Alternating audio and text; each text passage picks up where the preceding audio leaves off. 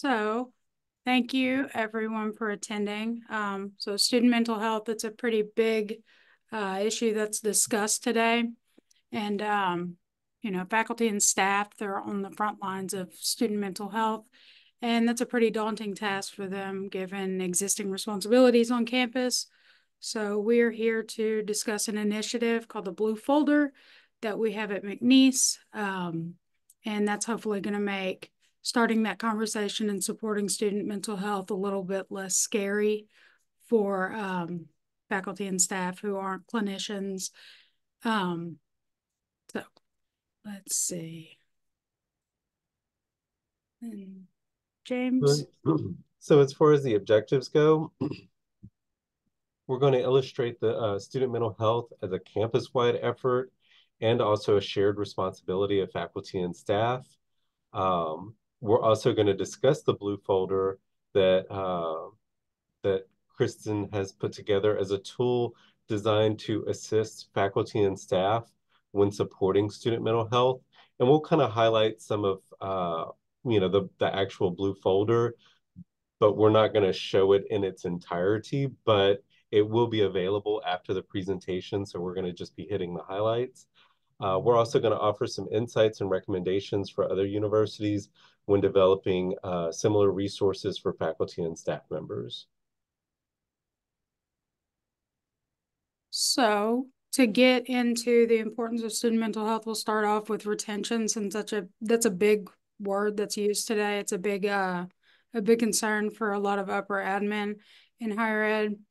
So what's on this slide, it's not specific to McNeese or our university system, but in the US overall. So mental health does predict discontinuity in college. And right now, GPA is seen as that primary predictor of whether a student will withdraw or stay in school.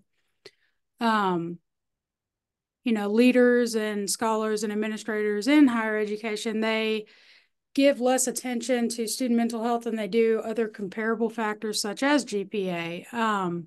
But there are, financial stress, social connectedness, a sense of belonging. Those things are very important whenever it comes to student mental health and their retention in school. So low GPA is very important, but it's just a symptom of what's going on. It's not the root cause. As you see in these statistics at the bottom of the slide, low GPA accounts for 11% of students who withdraw. But when you combine low GPA with mental health challenges, that's 30% who withdraw. And those numbers are coming from the American Council on Education. So if we focus on the bigger picture, improving student mental health, it's going to improve both the students' academic performance and retention in school. So really incorporating mental health, it could be more effective whenever you're looking at things from a retention point, when you're identifying students who are at risk of withdrawing.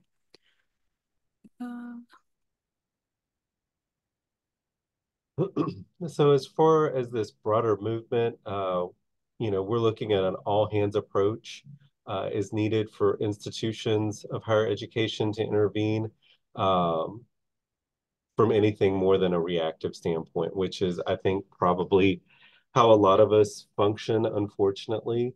But creating this systemic change requires that institutions examine the entire culture and environment of the institution and accept more responsibility for creating learning environments where a changing student population can thrive.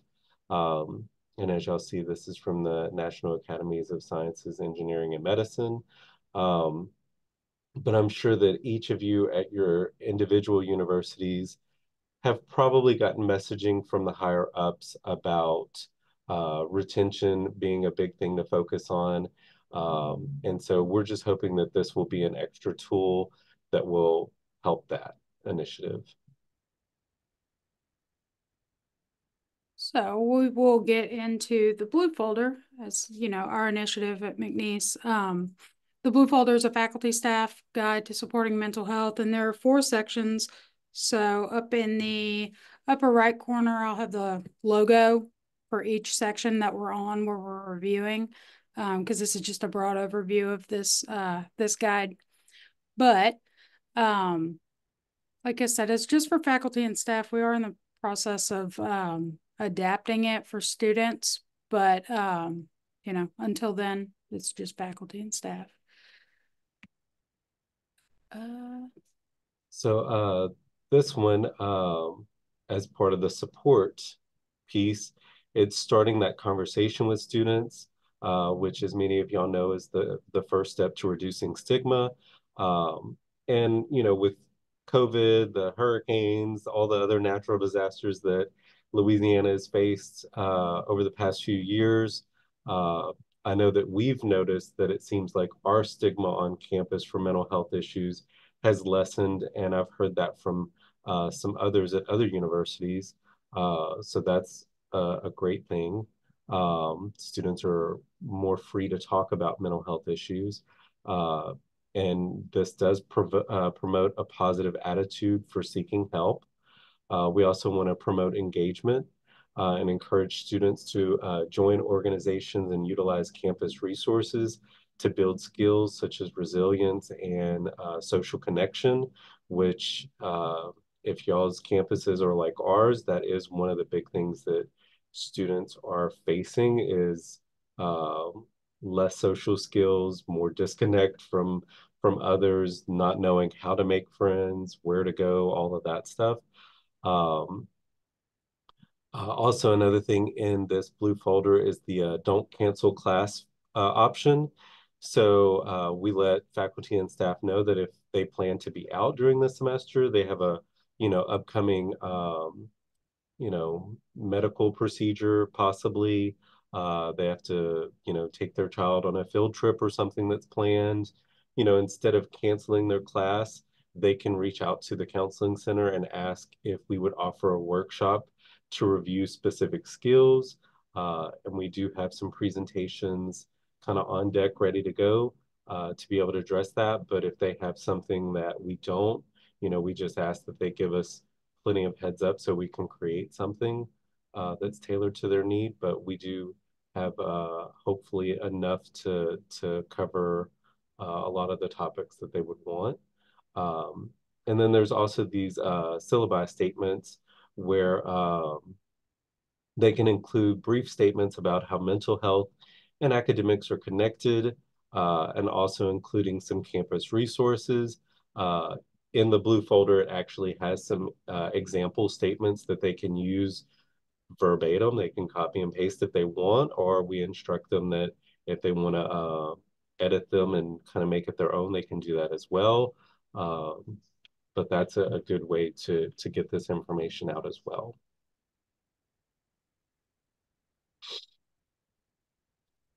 We also have these indicators of distress in the blue folder.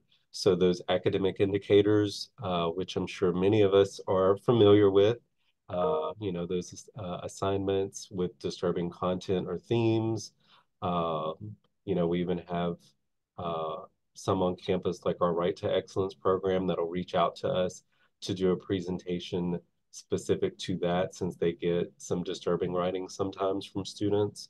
Um, Classroom disturbances, frequent absences, decreased performance, repeated requests for special considerations, um, some physical indicators such as changes in appearance, uh, like weight changes, decline in personal hygiene, disoriented speech or behavior, indicators of substance use, or some observable signs of injury, especially like self-harm, noticing a lot of cuts on their arm, things like that.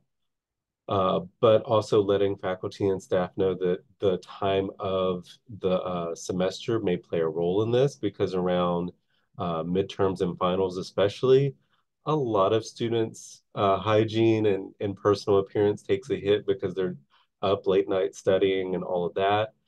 So we just let them know, for those times, it may not be strange for students to walk in their pajamas and not have combed their hair and things like that.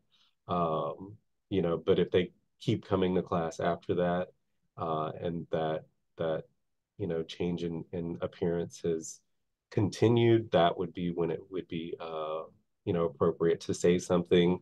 um, noticing cuts on somebody's arms.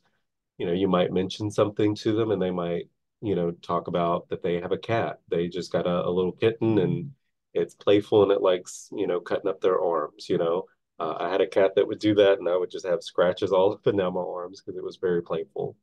Um, so, you know, doesn't necessarily mean mental health, issues. Uh, there's also those psychological indicators, such as withdrawing or isolating. Um, they have that disconnected or lack of belonging. They're aggressive, irritable, or having hostile outbursts, possibly even in class. We had some when we did this presentation that reported that. Uh, Asking like what to do. So we'll get into that. Um, Having excessive demanding or dependent behavior, always asking for an extension, always asking if they can get extra credit, even though they're not doing the actual assignments and things like that. Um, that's, obviously up to faculty to say what their policy is and how they handle that kind of stuff. But you know, if they do want to offer that, we talked about like realistic and reasonable accommodations. So instead of telling the student they have until the end of the semester to turn in all of their assignments, maybe saying, okay, well, this post, this Moodle post, it was supposed to be due, last night at midnight. Um, but it should only take you 5 to 10 minutes to do. So I'll give you an extra, hour or 2 hours to do it, um, so that they still have, you know, um, some some sense of responsibility for right now, and they don't keep putting everything off and letting it pile up to the end of the semester. And now they're super anxious because they have to do all these things that they just feel overwhelmed. And then, of course, these safety risk indicators would definitely be more concerning. But this is, those written or verbal or implied references to suicide, homicide, assault, self-harm, impulsivity of risky behaviors, uh, you know, overhearing that they're, excessive, speeding, gambling, which we've been hearing that that's become a bigger thing in the student athlete population with the sports betting stuff, um, risky sexual behaviors, drug use, things like that. Um, and then communicating threatening or disturbing comments via email, texting, or phone, etc. And, as faculty and staff, reiterating that, they have a duty to report certain things. So, letting students know that if they do start down a conversation that, they may not want to report per se, but now the faculty member or the staff member has to report that, letting them know that, as the counseling center, we are the only confidential service on campus, um, for that kind of, confidentiality. So, you know, that they're aware of that. I guess I'll go back to what James said. So, like, one of the things was the physical indicators. You want to be mindful that during finals, students aren't taking care of personal hygiene as well, or they might be showing up to class wearing like pajamas. But, it's important to look for consistency in those behaviors. So anything that's indicating concern about the student's safety and considering the frequency, duration, and the severity of everything overall. So not just isolated symptoms. So these are some response tips that we have included in the blue folder. And it's just some suggestions on how to make things a little bit easier for you whenever you are having that conversation with a student. So the first one is to remember your role. So just know that you're not, no one expects you to be a counselor.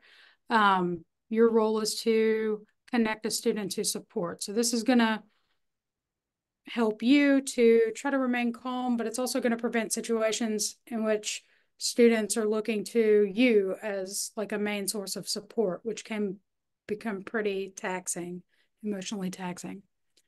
The next one is to be empathic and non-judgmental. So it's important not to judge or dismiss the student's feelings.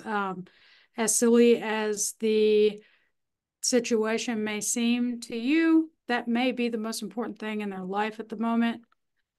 So really just keeping that in mind so that you can convey a sense of empathy to that student. Be direct. So there are plenty of gatekeeper trainings. QPR is one of them. And that one stresses the importance of being direct and asking the question straightforward. So if your concerns are in regards to something that is a little intense or, you know, uncomfortable for you to discuss, such as suicide or substance use, domestic violence, be direct, ask the question, and engaging with the student and being direct, that's going to show that you do care about them and about their well-being. So I've noticed blank. So whatever behavior you've noticed, and just letting them know I'm here to support you. Actively listen. So try your best to remain calm and to avoid any kind of intimidating responses and asking follow-up questions. So these open questions that they can't just answer yes or no to, and also like really validating what they're feeling. So, you know, that sounds really difficult. How's that affecting you?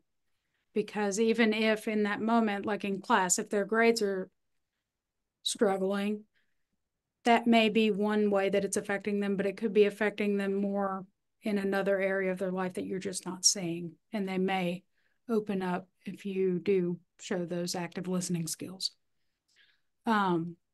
Use non-threatening nonverbals. So it's important to be mindful of your gestures, your facial expressions, the way you're speaking to the individual.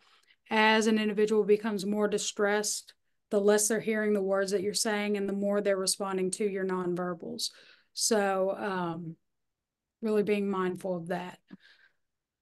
Allow silence and time. So silence is okay. It's not a bad thing. It's giving the person you're talking to the chance to reflect on whatever decision they choose to make, to reflect on the situation itself. And it's also going to help the both of you by helping to bring calm into that situation to allow for clearer thinking, better decision making on both of your parts. So this is the difficult one. It's offering flexibility and also setting limits. That's one thing that a lot of faculty and staff have expressed confusion about, because it's like, you know, we do want to help, but we don't want to enable or not, you know, abide by certain rules that we have in our classroom, whether the university has. So it's important to offer flexibility, but at the same time, you do want to set those boundaries with the students. So when somebody's upset in general, they're not really hearing everything that you're saying. So offering them options is going to help to avoid some conflict. So when you do that, when you offer those options or that flexibility, it's important to consider, you know, what rules can be negotiable and what are not negotiable at all. Offering the student positive choices first can be a helpful tip. But just know that if the student does become defensive or disruptive, it's important to set those boundaries, the clear enforceable limits. And the last one is to document your interactions. So you want to always document whatever happens, whatever is going on, using whatever reporting method that you have. So we have 2 reporting methods on our campus with Maxient and Navigate. And in the blue folder for our university, we go into detail about, you know, which reporting method to use for certain student situations, just because we have 2 different ones, so it can get confusing a lot of the time. So there's this chart where it's like a check mark for Maxient, a check mark for Navigate, and it's just letting people know where to send those reports. So, but I'll also remember that you can consult with your supervisor, the dean of students, the VP of student affairs, and, you know, if you just need any kind of help referring those students to the appropriate resources.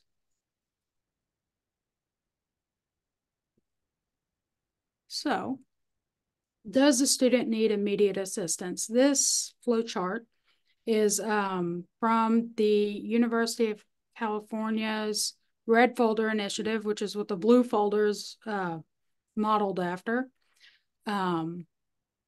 So we're going to look and see, okay, so if you know that a student needs immediate assistance, it tells you call 911. So for you to answer yes to that question, does the student need immediate assistance? The student's behavior is going to be reckless, dangerous, or threatening, going to harm themselves or someone else. And the thought that you might have is, I'm concerned about the student. I'm not very comfortable leaving them alone.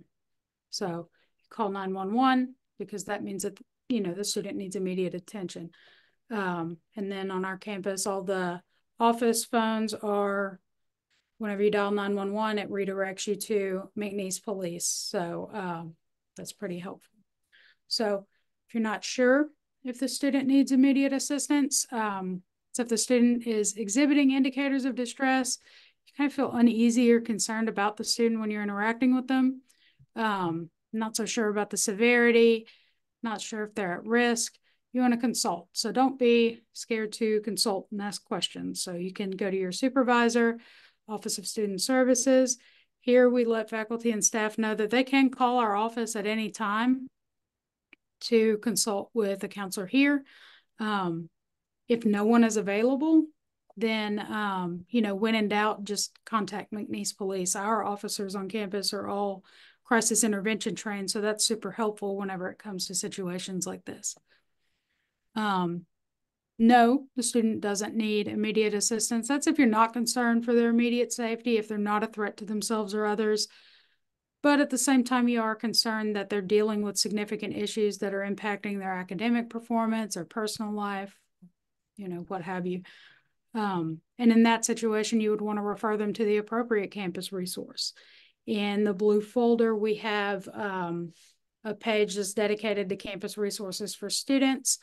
You know, and then it's also, everything is hyperlinked. So, you know, you can click on the link to the resources and then it'll take you to the McNeese website where you can see, you know, a pretty thorough list of all the resources offered on campus as well as in the community in case we are unable to meet the need that the student has. And also, you know, part of referring out is, you know, submitting that report via Maxient or Navigate, whichever is more appropriate, depending on the chart that we have in the blue folder. And then as far as reporting goes, some best practices for reporting, you know, carefully assessing the situation, helping to determine which system is most appropriate, especially if your university has multiple reporting options as well. Ensure that the report is descriptive enough, include information such as dates, locations, names of witnesses, things like that. Include some interventions that you might be aware of or that you did. So if you as the faculty member, you know, inform the student about the counseling center, put that in there. You know, I referred them to the counseling center. I gave them your information, blah, blah, blah. You know, or any other resource on campus. Inform the student that you submitted the report, you know, to let them know like, hey, because of what you told me, I am concerned, I do care. So I am trying to, you know, follow up and get you additional help. You know, this isn't going to be a secret. This isn't something that the student would, you know, just get some random email. Hopefully, you know, they would know that if they did get a somewhat random email, to kind of expect that, so that they're not even more anxious or confused or overwhelmed. Remember that not all students come from the same life influences.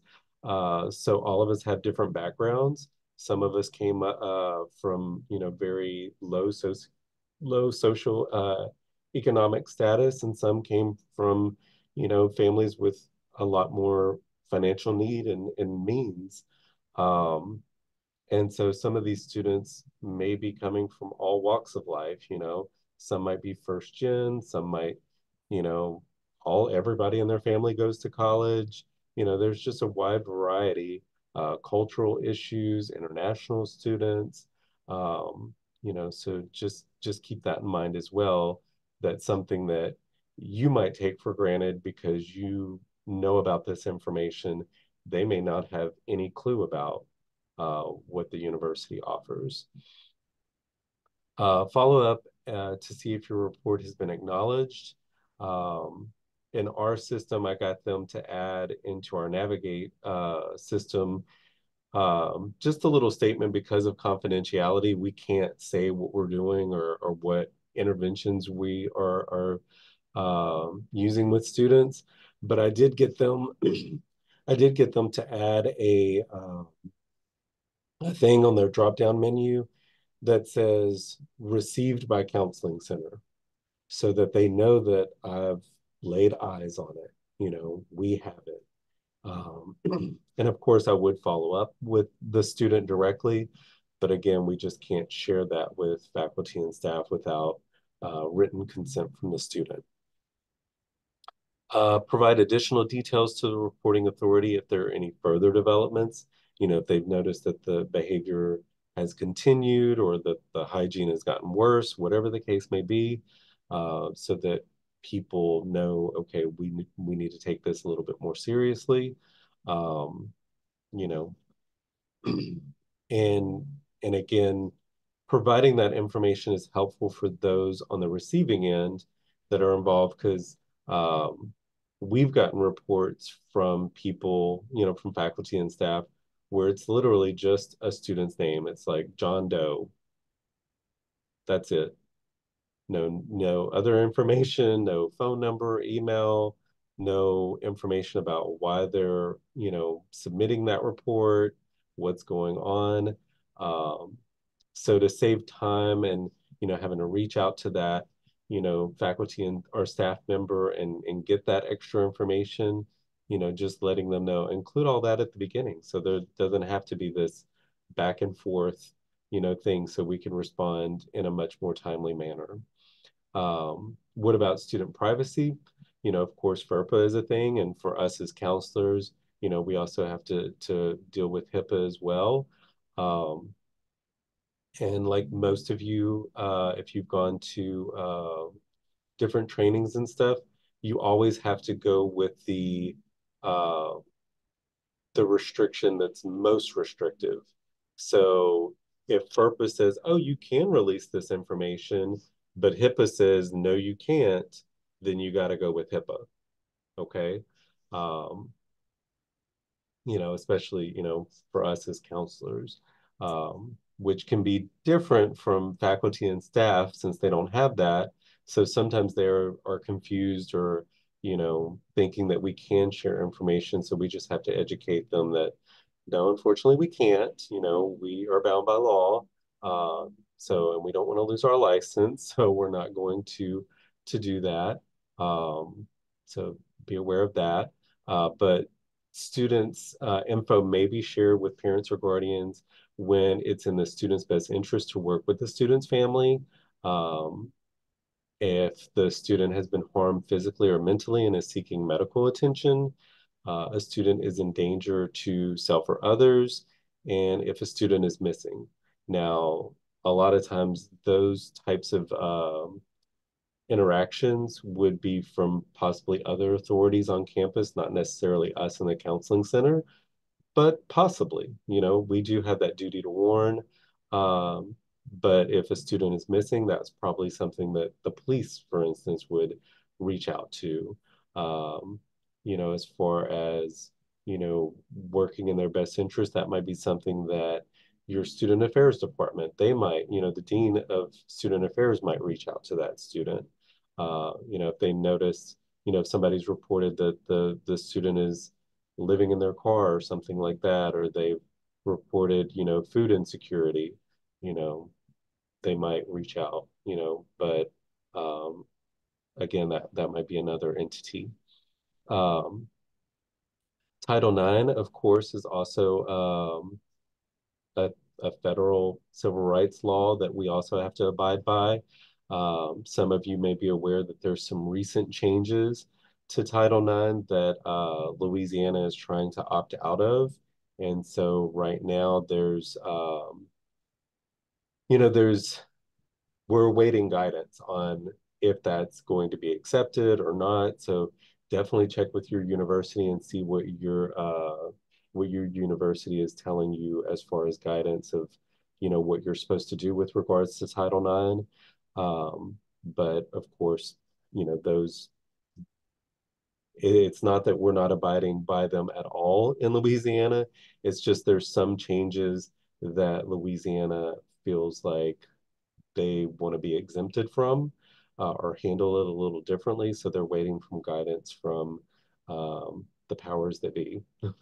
um, but again, all faculty and staff, with the exception of us as counselors, are required to report information regarding incidents of alleged sexual violence or assault. So this is consistent with the John Cleary Act. So just let them know that, again, as a faculty or staff member, even if they're a student worker, an RA, um, you know, they manage the equipment in the athletics, for the football team, whatever the case may be. If they work on campus, they're a custodian. It does not matter if they hear something from a student, they are bound to report that. Again, we are the only exception to that on campus.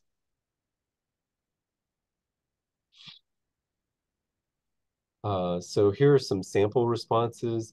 I'm not gonna go through all of them, but these are templates to use for certain situations, and we got some help and guidance from our Dean of Student Affairs at the time. He is no longer the Dean of Student Affairs, but that was his position at the time that we uh, got his assistance for this.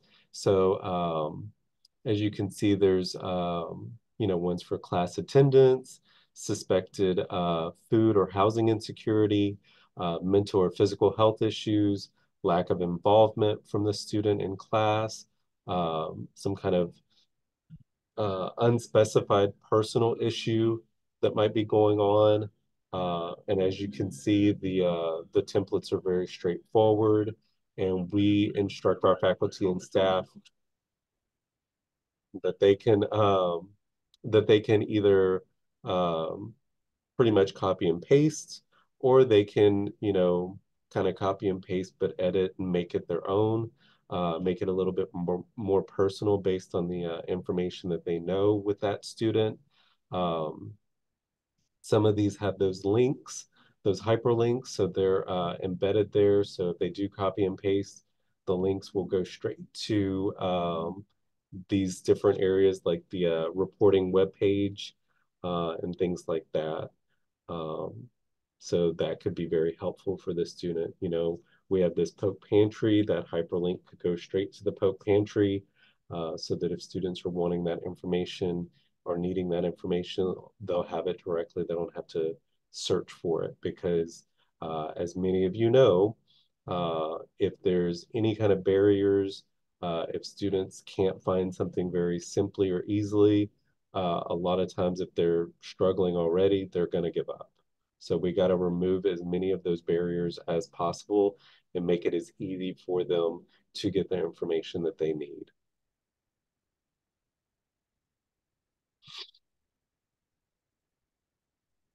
For these referrals, this referral 101, when and where to refer students. As you can see, it has these emergency concerns, such as immediate threats, which would include if the student's a survivor of an attack, if the threat is to themselves or others, or if they have a gun or some other type of weapon that they're not supposed to have. For instance, our campus, and I'm sure most other campuses don't even allow knives on campus. Um, so, if they had some kind of big hunting knife or something like that, um, that could be an emergency situation.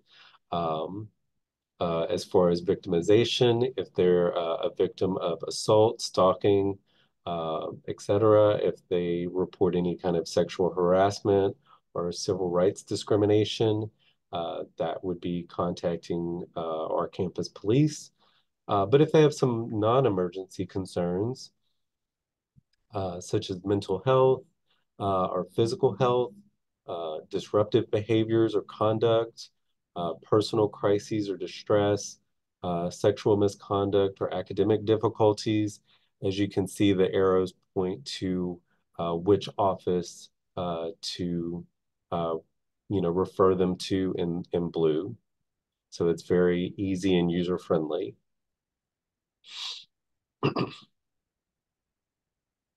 So, we have a resource page in the blue folder, and that's for support on campus and within the community. We have a QR code on the little clipboard icon, and students can scan that, or they can just click on where it says student resources, and then they'll be redirected to the same web page that the QR code brings them to. And that's the more extensive list of resources on campus and some suggested ones within the community. But so whenever we talk about student resources, it's important to understand that, faculty and staff resources are also important. And those aren't as laid out as, student resources are, but it's important. So whenever a faculty or staff member works with a student who is in distress, they may become distressed themselves. It's important to support student mental health for various reasons, but it's also important to support faculty and staff because they do have these increasingly important roles on campus. So at the McNeese Counseling Center, we want faculty and staff members to understand their options whenever it comes to personal support. So at any point, if they become distressed after working with a student of concern or in their personal lives, or maybe it's stress at work, at any point, faculty and staff members on campus can contact HR to discuss their insurance plan and other benefits that may be offered by the university. But we also want them to know that they can contact us, the McNeese Counseling Center, just to meet with a counselor so that we can review options for mental health services within the community. At our university, because we function on the student health fee, we don't provide services to faculty and staff members. I know that's a little bit different at other universities, but what we can do is we can offer consultations for faculty and staff members, and one of those consultations may be personal. So we can refer anyone to community options we would recommend. And then we have additional resources. So these are just 4 resources. 2 of them are national and 2 of them are local. So we have the 988 Suicide and Crisis Lifeline, the national resource. We have the 211 Louisiana, which is their United Way. It's a local resource. Oasis is Safe Haven is the shelter for survivors of sexual assault and domestic violence. It's for men, women, and children in Southwest Louisiana. So that's a local resource. And then the JED Campus Faculty Guide. So the JED Foundation has a program called JED Campus, and they released a faculty guide to supporting student mental health, which is super helpful, and it has been pretty helpful in creating this document. It's a pretty broad overview that can be applied to any university, so I would encourage anyone to look into that as a resource when creating anything like the blue folder. So, along with that, we have some universal recommendations. So, the University at Albany School of Public Health, they developed 5 universal recommendations for increasing students' access to and use of mental health services on campus. So one of the goals of this presentation is to discuss, different ways that individuals at other universities can adapt the blue folder and other existing resources to best fit the needs on their campus. So these 5 universal recommendations, they consider that every campus is different. So these 5, they're based on the experience that this university had working with different colleges and universities with the goal of changing campus culture. So the first recommendation is to start the conversation.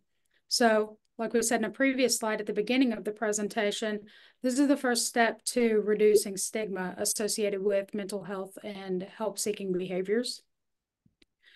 The second one is to remember that this is a campus-wide effort, okay? This isn't just a counseling center issue. This isn't just a faculty staff issue. Everyone on campus has a role to play whenever it comes to addressing and supporting students in their mental health. So the third one is to involve key stakeholders. So your key stakeholders would be like department heads, student organization, athletic department, deans on campus, even anybody on a leadership team on campus, or a community organization that is involved with your campus. What that's going to do is it's going to hopefully spur a collective interest in student mental health. So involving these individuals as much as you can in your supports and campaigns to change that culture of mental health on campus. And it's very important. So the fourth one is to integrate trainings.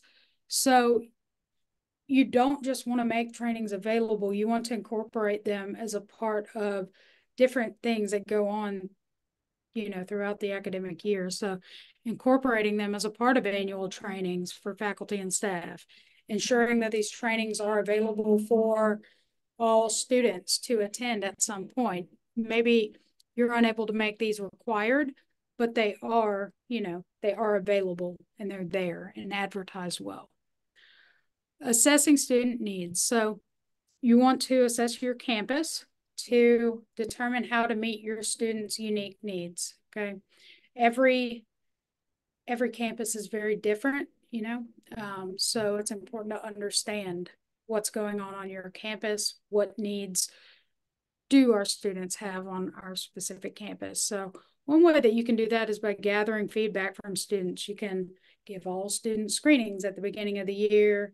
It can be an online form or in person. Maybe there's a community space for all students where they hang out. We have the new ranch over here, a student union. So just gathering feedback, like, what are students' concerns? What are they looking for whenever it comes to support on campus? And getting their feedback, that's going to help with, with meeting those needs. Identifying student needs, it goes right into, what I was just saying. So enhancing mental health starts with identifying needs based on the student population specific to your campus. So you want to identify those trends. Some ways to identify those trends would be using scales to identify symptoms, using client satisfaction surveys at the counseling center, just to see where the students are and their feedback as far as services go. Counseling center utilization and staffing data, and that's just specific to the counseling center. And then statistics on crises and critical incidents on campus that will hopefully open eyes to, what's actually going on and where improvements can be made. And also most campuses do like the core survey for drugs and alcohol. So that way, if you notice that like alcohol is a big problem on your campus, or weed or cocaine or whatever it is, then obviously you would target that, and make some kind of initiative based off of that. But if alcohol isn't a big issue on your campus, then you would divert those resources to something that is a bigger issue on your campus. So the most appropriate approach to supporting student mental health on your campus depends on the needs of your student population. So really identifying those needs, it's really important to creating some kind of initiative that's going to help with student mental health, or adapting the blue folder to your university. And as stated before, that sharing all of this data, these ways that you're identifying trends that could help to spur that collective interest in student mental health, where more focus is given and then more support is given to the individuals who are trying to, cultivate that culture of care.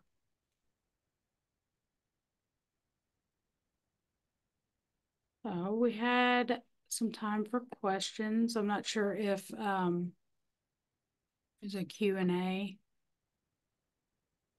And if you do have any questions while you're either typing them in or whatever, I'll also take this moment to also talk about when we do the Blue Folder presentation, the first thing that we start the presentation with is a scenario, a little brief scenario that we read to the faculty and staff about a student that's kind of in distress.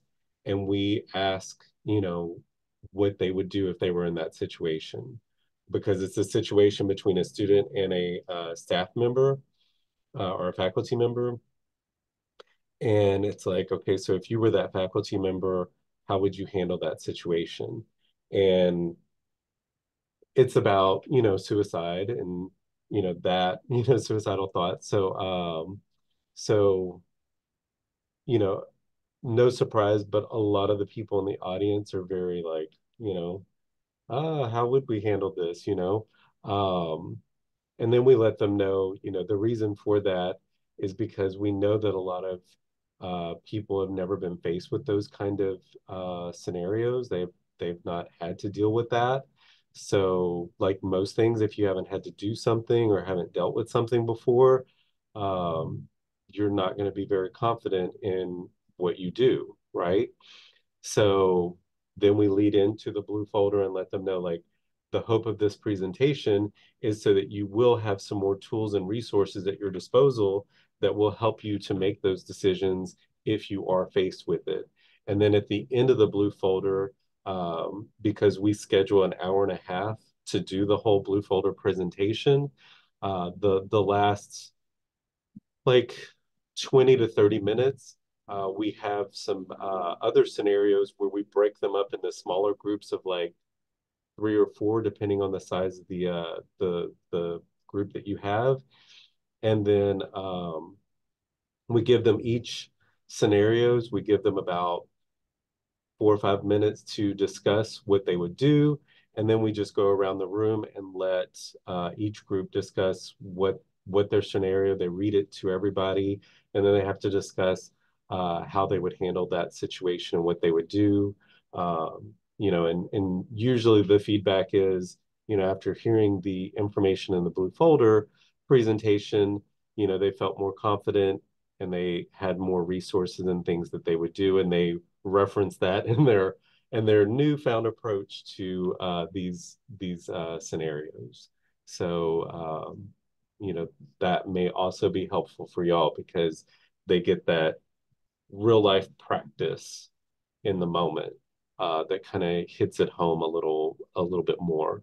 And we try to include scenarios for all kinds of situations: food insecurity, suicide, sexual assault. We had some that were very vague or kind of mild as far as like, there's no overt threat of something, but how would they approach it? Because, maybe the student's hygiene is taken a little bit of a hit, but you don't want to call the police on them. Like that's maybe a bit much if that's the only thing that's going on, um, and so on. But let's see. I'm not seeing any questions.